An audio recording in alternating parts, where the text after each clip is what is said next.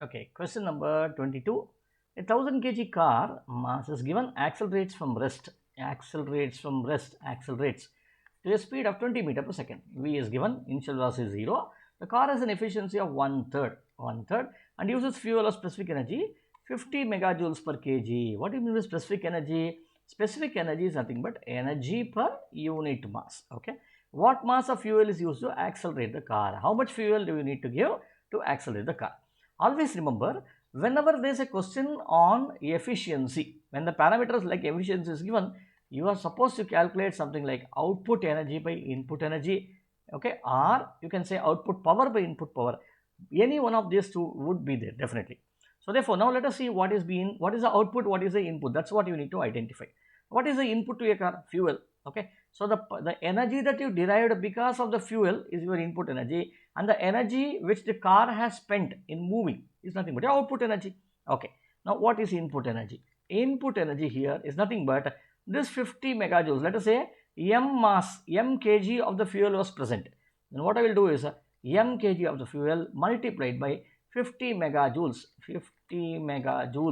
okay, will be your total energy which is provided in the form of fuel to the car. Now what is your output energy?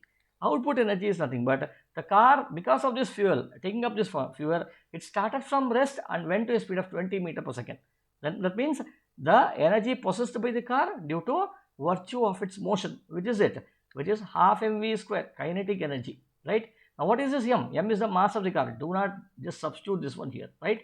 So we will substitute this half into 1000 multiplied by v square, which is nothing but 400. We have got this. Now what else is given to you? You have given E output by E input is equal to 1 by 3. This is also given.